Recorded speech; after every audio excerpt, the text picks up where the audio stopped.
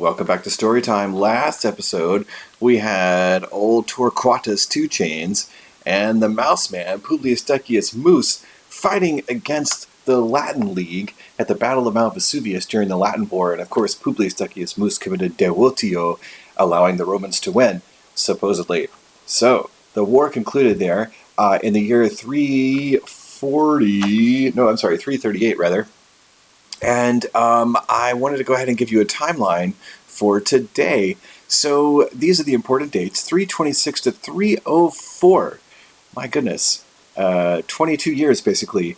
The Romans fight against the Samnites again, and this one's called the Second Samnite War, or the Great Samnite War.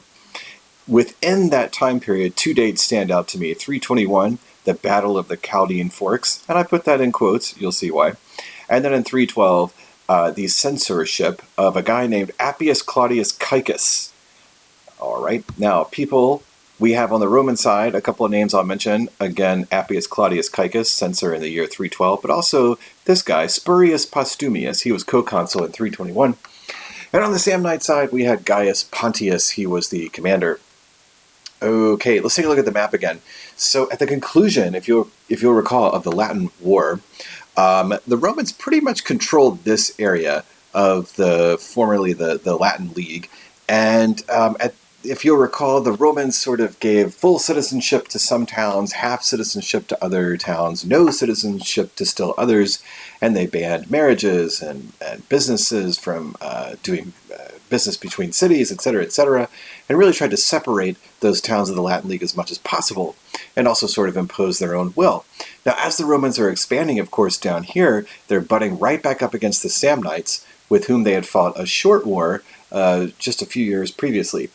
Well, tensions start to rise, and boom, in the year 326, the Second Samnite War begins. Now, the Romans at first, they do a lot of winning the first few years, and the Samnites ask for peace, in fact, at one point, and the Romans give them a year's truce.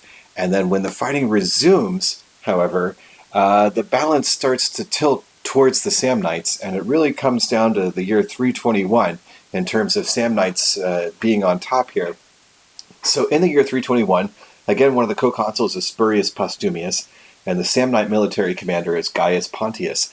And Gaius Pontius and the Samnites, their scouts are really good, and they see where the Roman armies are going. The Roman armies, between the co-consuls, usually they would divide them, but sometimes you would pull them together, just like Torquatus and Mus would do. And sure enough, the armies of both co-consuls were combined together, and they were heading into Samnite territory. And they were heading in particular through this one area called the Chaldean Forks. Now forgive my horrible, horrible graphics here, just go with it. So basically, it's a pass. So you kind of enter into this narrow area here, and then there's a plain that spreads out a bit.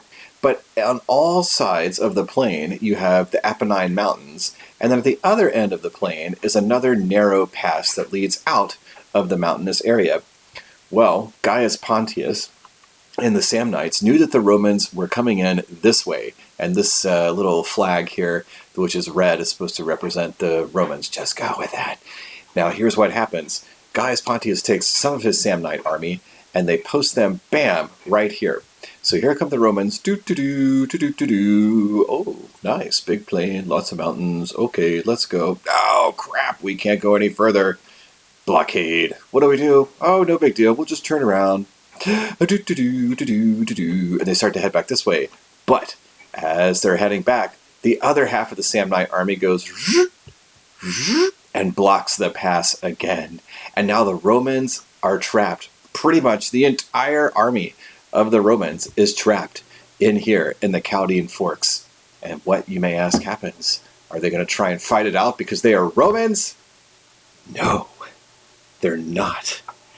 So Gaius Pontius sends some folks over to talk to the co-consuls, and one of the co-consuls, Postumius, meets with Gaius Pontius, and Pontius agrees to let the co-consuls and all the soldiers go if one of two things happens, or actually two things happen.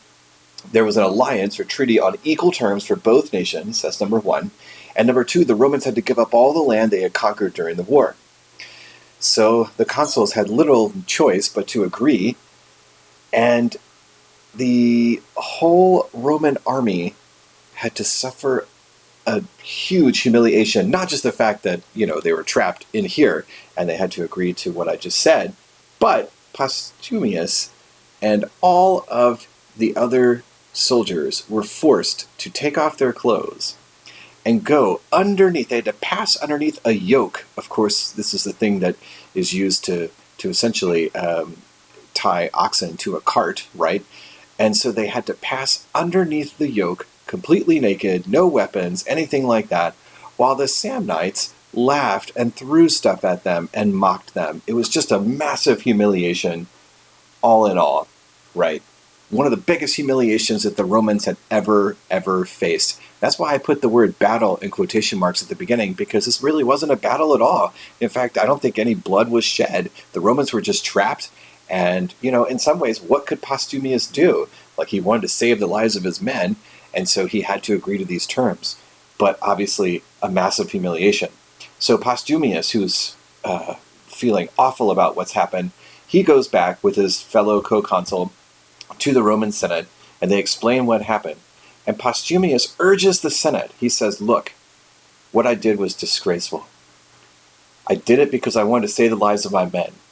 But I need you to send me back to the Samnites as a traitor to the Roman people, and I know that I will be tortured and killed by the Samnites.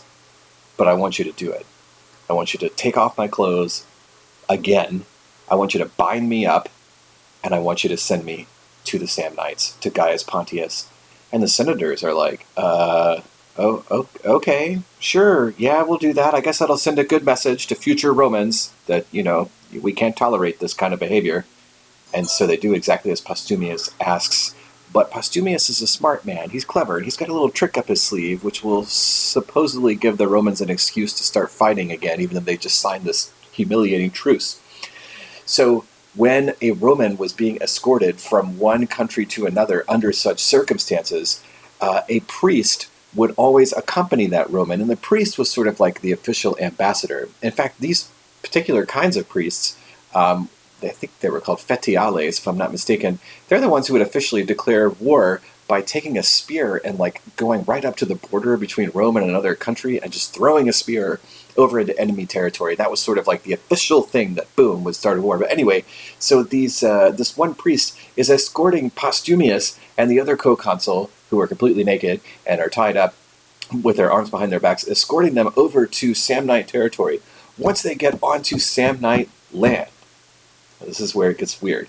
Once they get onto Samnite land, Spurius Postumius turns around and stomps on the priest's foot. And this is what he says. Hey, since I am no longer a Roman, you guys told me I was a traitor, and since I'm on Samnite territory, that means that I'm a Samnite now, and I have just insulted a sacred envoy of Rome. And so therefore, Mr. Priest Man, you need to go running back to the Roman Senate and tell them that you have been assaulted by a Samnite, and therefore that treaty must be thrown away, and we can renew the war with a sense of justification. And the ruse worked. The priest ran back, told the Senate that. The Senate was like, oh, that clever Postumius, he knew what he was doing all along. Okay, yes, let's fight again. Boom. And of course, Postumius was tortured and killed by the Samnites, as one would expect. So the war drags on. Now, at this point, it's kind of a stalemate for a little while there. But the Romans did start to pick up and were winning some battles. And the main reason why they started to win was in the year 312. A man by the name of Appius Claudius Caecus. Caecus means blind, by the way. Yes, he was blind. Or at least at this point in his career he was blind. He became censor in the year 312. And he said, look, come on, I know what we have to do. If we're going to get our armies to and from areas in the Samnite territory as quickly as possible, and if we're going to get supplies to them and reinforcements, we have to build a road. And so he built the Via Appia, aka the mother of all roads. And where did the Via Appia go? Originally, it went from Rome all the way down here through Samnite territory to Capua, and then there was an extension as the Roman army continued to conquer all the way over here to slightly off the screen to Brundisium down here in the southeastern corner of Italy. So that's where the Via Appia went. And with that road having been built, ablative absolute, of course, the Roman soldiers were able to get to and fro much, much more easily, kind of cutting through into Samnite territory. And they started to kick some serious butt. By the way, going back for a moment, another big public works project that Appius Claudius Caecus, the censor, started in the year 312 was the city of Rome's first aqueduct, and it was called the Aqua Appia in honor of him. So quite a productive year. But what did that do?